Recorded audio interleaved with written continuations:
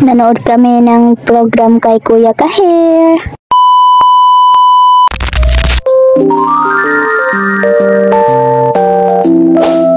Assalamualaikum and welcome back to me. Isang panibagong araw, isang panibagong gising. Every gising is a blessing.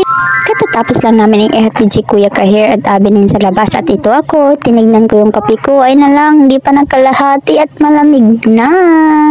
Palagi ko na lang talaga nalilimutan ng kape ko. Minsan nga si Kuya Khaled ang nakakaubos sa kape ko eh.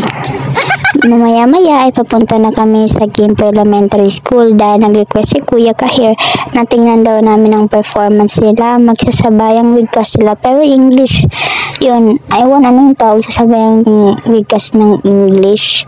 Kaya mamaya pupunta kami dun sa Gimpo kasi gusto niyang makita ang kanilang pagsabayang bigkas.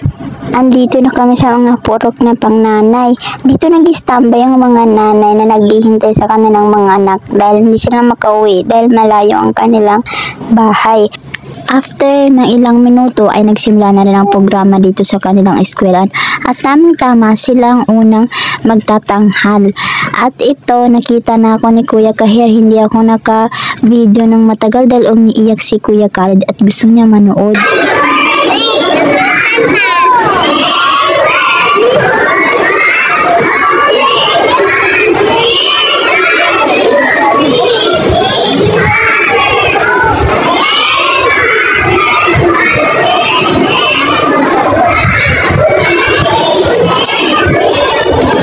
Habang nasa stage sila Kuya Kahir, kasamang mga klase niya, ay dito kami sa likod nanonood kami ni Farisha at ni Kuya Khaled. Akala nila kay Farisha lalaki. Kung hindi pa nila narinig na Farisha ang pangalan niya, ay sabi nila lalaki daw po ang anak niyo. Sabi ko babae dahil ang pangalan niya ay Siti Farisha. Pinasuot ko lang sa kanya yan kasi ang init-init ng panahon kaya inalis ko yung dress niya at pinalitan ko ng t-shirt. Habang nagbi-video ako ng performance nila Kuya Kahir, napatawag si Abinin. Sabi nila resist daw nila kaya gusto niya daw makita si Kuya Kahir at Kuya Khaled. Sabi ko natapos na sila mag-performance.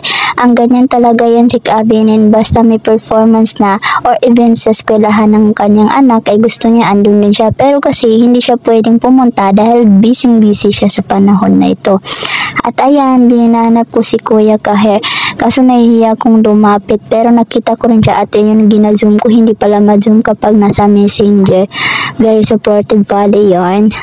After ng program ni Kuya Kahir, bumalik kami sa purok na ang ginatambayan ng mga nanay kasi sabi ko, mamaya na lang tayo umuwi, sabay na lang sa uwian nila Kuya Kahir dahil may klase pala sila after program. At ito, nainitan ng mga bata pero hindi naman mainit, yung wala lang hangin kasi siyempre alas 10 ito ng umaga. Pero may paypay ako at pinahiram ako ng mga nanay dito, alhamdulillah. At dito na lamang po natatapos ang video namin for today. Maraming salamat po sa panonood. Sa susunod na video na lamang ang mga kaganapan namin. Comment naman kayo kung nasaan na napupunta itong mga video namin. Kung di ka pa po nakaparo, please follow naman po sa aming Facebook na Jaya Vlogs. Assalamu. Baby shark, baby